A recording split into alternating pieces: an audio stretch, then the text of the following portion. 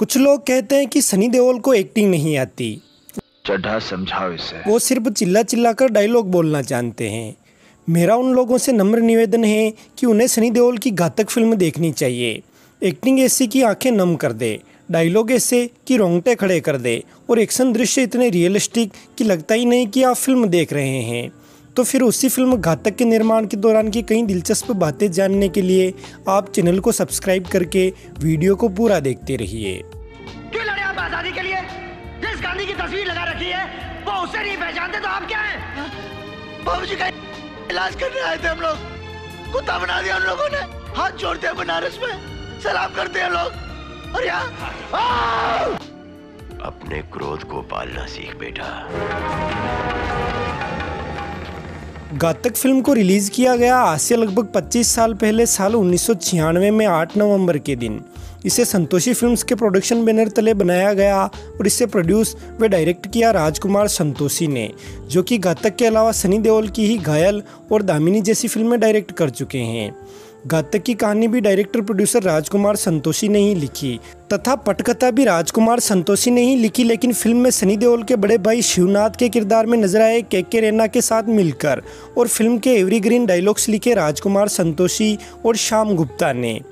Film के lead और supporting roles में नजर आए ओबियसली सनी देओल, मीनाक्षी शेषाद्री, अमरीश पुरी, डेनी डेंजोंगपा, के रैना, शीला शर्मा, विजू खोटे, अंजन श्रीवास्तव, टीनू आनंद, रोहिणी हेट्टेंगड़ी, इला अरुण, नवनी परिहार, शिवा रिंदानी, हरीश पटेल, दीप ढिल्लोन, मुकेश ऋषि और टीनू वर्मा। साथ ही अमिताभ बच्चन, ममता कुलकर्णी, गणेश आचार्य और ओमपुरी फिल्म में स्पेशल अपीयरेंस में नजर आए। बात करें अगर संगीत की तो लगभग 2 घंटे 28 मिनट की कुल लंबाई वाली इस फिल्म की म्यूजिक एल्बम में लगभग 32 मिनट 54 सेकंड की लेंथ के कुल 5 गाने रखे गए, जिनके मुकड़े कुछ इस प्रकार हैं। कोई जाए तो ले आए, निगाहों ने छेड़ा है, एक दिल की दीवानी, बदन में चांदनी और आकी ना की। हालांकि आकी ना की मुकड़े वाला ये गाना फिल्म की म्यूजिक एल्बम में तो रखा गया, लेकिन फिल्म में नहीं रखा गया, क्योंकि ये गाना संगीतकार आर.डी. बर्मन ने और गीतकार मजरूर सुल्तानपुरी ने कोई जाए तो ले आए गाने के स्थान पर यूज़ करने के लिए बनाया था। लेकिन राजकुमार संतोषी जी को ये गाना कुछ ठीक नहीं लगा, इसलिए उन्होंने इसके स्थान पर संगीतकार अन्नू मलिक और गीतकार राहत इंदौरी द्वारा बनाए गए गाने कोई जाए तो ले आए को रखा। यानी इस इकलौते गाने का क्रेडिट अन्नू मलिक और राहत इंदौरी को जाता है और घातक के अन्य सभी गानों का आर.डी. बर्मन और मजरूर सुल्तानपुरी को। अब बात करें अगर फिल्म के बजट और बॉक्स ऑफिस परफॉर्मेंस की, तो फिल्म का बजट रखा गया लगभग 6.25 करोड़ और इसने इंडिया में कलेक्शन किया लगभग 15 करोड़ यानी 15.25 करोड़ और फिल्म का वर्ल्ड वाइड कलेक्शन रहा लगभग 21 करोड़ 70 लाख और कलेक्शंस के हिसाब से ये एक सुपरहिट फिल्म साबित हुई थी तथा ये कमाई के हिसाब से साल 1996 की तीसरी सबसे बड़ी फिल्म रही थी। घातक मूवी को IMDb वेबसाइट पर 7.5 आउट ऑफ 10 की अच्छी रेटिंग मिली हुई है। और अब बात कर लेते हैं फिल्म के निर्माण के दौरान की पूरी प्रोसेस की।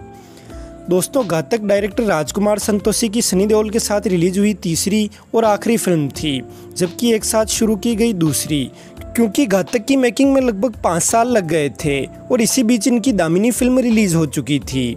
दरअसल राजकुमार संतोषी की डायरेक्शनल डेब्यू घायल और घातक इन दोनों की स्क्रिप्ट संतोषी ने कमल हसन को ध्यान में रखकर लिखी थी, लेकिन कमल हसन के साथ जब वे घायल बनाने जा रहे थे तब इसे कोई प्रोड्यूसर नहीं मिला, लिहाजा बाद में घायल को सनी देओल के साथ बनाया गया और इसे प्रोड्यूस किया धर्मेंद्र ने।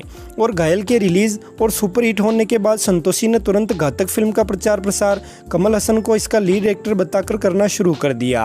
और क्योंकि कमल हसन भी साल 1985 में रिलीज हुई फिल्म देखा प्यार तुम्हारा के बाद किसी हिंदी फिल्म में नजर नहीं आए थे, इसलिए घातक को कमल हसन की हिंदी कमबैक फिल्म कहा जा रहा था। लेकिन तभी फिल्म के कई डिस्ट्रीब्यूटर्स ने राजकुमार संतोषी को सलाह दी कि उनकी पिछली फिल्म घायल बहुत बड़ी हिट हुई थी, इसलिए उन्हें घातक के लिए भी सनी देओल को ही कास्ट करना चाहिए। और संतोषी को भी डिस्ट्रीब्यूटर्स का सजेशन पसंद आया और उन्होंने तुरंत प्रभाव से घायल की ही लगभग मुख्य स्टार कास्ट को घातक के लिए दोहराया, जैसे कि सनी देओल, मीनाक्षी शेषाद्री, अमरीश पुरी, ओम पुरी, दीप ढिल्लोन, विजू खोटे इत्यादि।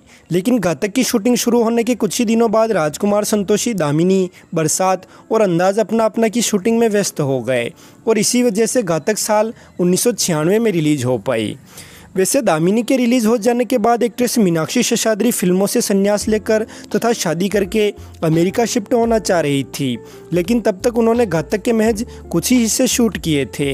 लेकिन इस बारे में जब मीनाक्षी ने राजकुमार संतोषी से बात की तो उन्होंने बिना ज़्यादा कुछ सोचे विचारे तुरंत प्रभाव से घातक के लिए रवीना टंडन को साइन कर लिया, जिनके साथ वो उस समय अंदाज अपना फिल्म की शूटिंग कर रहे थे और लगभग 10 दिनों तक उन्होंने रवीना के साथ शूटिंग भी की। लेकिन तब एक बार फिर से डिस्ट्रीब्यूटर्स ने यानी वितरकों ने उन्हें सलाह दी कि मीनाक्षी शेषाद्री के साथ वो दामिनी जैसी बड़ी हिट फिल्म दे चुके हैं, इसलिए घातक भी उन्हें मीनाक्षी के साथ ही बनानी चाहिए। और फिर संतोषी ने यही बात मीनाक्षी से साझा की और मीनाक्षी ने फिर साल 1995 तक घातक की शूटिंग कंप्लीट करके साल 1995 में ही हरीश मैसोर नामक एक बिजनेसमैन से शादी करके अमेरिका शिफ्ट हो गई, जहां पर आज वो डांस स्कूल चलाते हुए स्टूडेंट्स को भरतनाट्यम, कथक और ओडिसी जैसे डांस सिखाती हैं। मीनाक्षी ने घातक के बाद किसी फिल्म के लिए शूटिंग नहीं की, लेकिन उनकी डिले चल रही एक आध फिल्में घातक के बाद रिलीज हुई तथा साल 2006 में उनके जीवन पर बनी एक डॉक्यूमेंट्री फिल्म रिलीज हुई जिसका टाइटल है मीनाक्षी एक्सेप्ट्स हर विंग्स। व्यूअर, मीनाक्षी शेषाद्री के अलावा सनी देओल और राजकुमार संतोषी की जोड़ी की भी ये एक साथ की गई आखिरी फिल्म साबित हुई थी, क्योंकि राजकुमार संतोषी की साल 2000 में आई अनिल कपूर स्टारर फिल्म पुकार वे पहले सनी देओल के साथ बनाना चाह रहे थे, लेकिन बाद में बोनी कपूर द्वारा दिए गए अच्छे फाइनेंशियल ऑफर के चलते राजकुमार संतोषी ने सनी को छोड़ अनिल कपूर को फिल्म के लिए साइन कर लिया। लज्जा फिल्म का अजय देवगन वाला रोल भी संतोषी ने देओल को ही सर्वप्रथम ऑफर किया था, लेकिन देओल की फीस को लेकर इन दोनों की नहीं बनी। और फिर संतोषी ने अपनी film legend of Bhagat Singh का चंद्रशेखर आज़ाद वाला किरदार भी सनी से ही करवाना चाहा था, लेकिन सनी चाहते थे कि उनके साथ भगत सिंह के रोल के लिए अजय देवगन के बजाय उनके भाई बॉबी देओल को लिया जाए। और फिर संतोषी के इनकार करने पर सनी देओल ने बॉबी और डायरेक्टर गुड्डू धनोआ के साथ मिलकर 23 मार्च 1931 शहीद टाइटल से उसी कॉन्सेप्ट पर अलग फिल्म बनाकर उसी दिन रिलीज की, जिस दिन संतोषी की the legend of Bhagat Singh release हुई थी।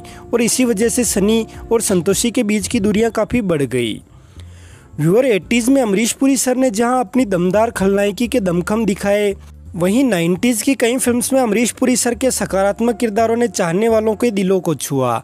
और इन सकारात्मक किरदारों में भी जो मेरा पर्सनल फेवरेट हैं वो इसी घातक मूवी का किरदार हैं, क्योंकि फिल्म में सनी सर द्वारा बोले गए डायलॉग्स तो दमदार थे ही, साथ ही फिल्म में अमरीश पुरी द्वारा बोला गया ये डीप मीनिंग वाला डायलॉग मुझे काफ़ी पसंद हैं।